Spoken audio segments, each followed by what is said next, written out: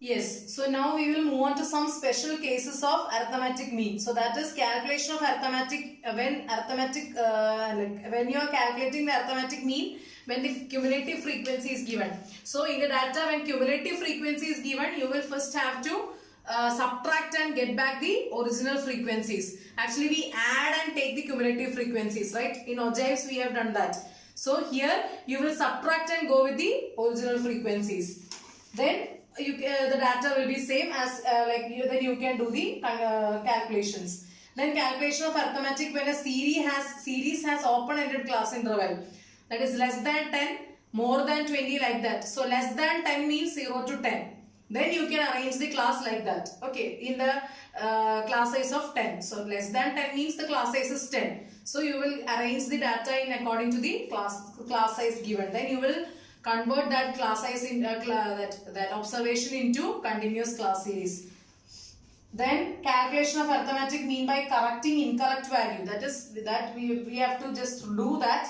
So that means sometimes when the calculation is happening, sometimes some numbers will be misread. So the calculation becomes wrong. So that is actually done here. So first of all, the formula is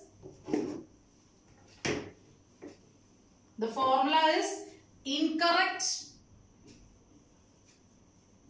sigma x minus incorrect value plus correct value the whole divided by n. So this is your question. This is your formula. So just we will do a question. N is given 40. Then incorrect x bar given is 155. See, the question is the average height of a group of 40 students, that is n is equal to 40. Student was calculated as 155 centimeter. That is incorrect x bar is 155. Then x bar is then it was later discovered that height of one student was read as 157 instead of 137. Calculate the correct average. So here we have given as incorrect x bar is given and n is given. So x bar is equal to sigma x divided by n, right? So sigma x will be x bar n. So we will actually multiply this. So 155 into 40 will be, so sigma x, that is incorrect sigma x will be 6200. This is your incorrect sigma x. Okay, so incorrect sigma x. Then given correct value is 157, right? Correct value is 137, and incorrect value is 157. It was read as 157 instead of 137. So correct value is 137. So you will actually put this in the formula. 6200 minus 157 plus 137, the whole divided by n is 40. So that gives you 6180. This you will have to subtract it. 6180 divided by 40, which gives you 154.5. So the incorrect x bar was 155. Instead of 137, we read as 157. So that x bar was 155. Now you got the correct x bar when once you added the correct value, that is 154.5. So that then you have the calculation of missing value. Calculation of missing value, you know, you have to just put in the substitute in the formula. Then you will get the missing value. Then we will do one thing.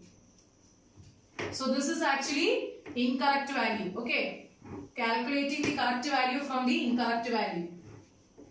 And now calculating the missing value.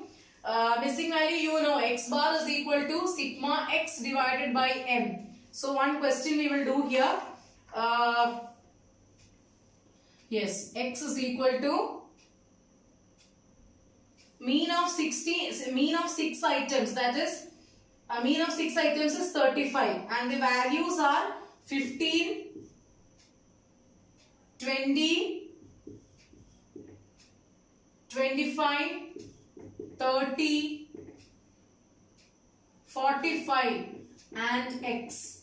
Sorry, x is confusing for you. So x6, sixth item, that is missing here. Okay. So you will have to do sigma x. You have to add all these things. So x bar is equal to sigma x divided by n. Here mean is given, x bar is equal to 60, I guess. No, 35. X bar is given as 35 and we have to substitute. Just substitute 35 is equal to add all these things plus x6. So you will get 135 plus x6 whole divided by 1, 2, 3, 4, 5, 6. Okay, n is 6. So you have to just cross multiply that. 210 is equal to 135 plus x6. So x6 is equal to 210 minus 135, that is 75. So we have calculated our missing value. Same thing for discrete series also, same thing for continuous series also. There one more column will come, that is fx. So whatever is missing, just put that fx itself. Okay. So you will get once you apply the formula. Then you have the weighted arithmetic mean. Same here, instead of f, that will be weight will be already given, that is w. So according to the weight, you can actually do the calculations. Then you have some properties of arithmetic mean. Sum of deviations of the items in a series from their arithmetic mean is 0. That is sigma x minus x bar is always 0. Then sum of square of deviations of the items from their arithmetic mean is minimum. That will be less. The product of an arithmetic mean and the number of observations on which the mean is based is equal to the sum of all given values. Then you have combined arithmetic mean. Okay, the formula is given there. When you combine two datas, combined arithmetic mean will come. So that means n1 x1 bar plus n1 x bar 2 divided by n1 plus x2. All the things will be given, just substitute into the formula. N will be given, n1 will be given, n2 will be given, x1 bar will be given, x2 bar will be given. So just apply to the formula.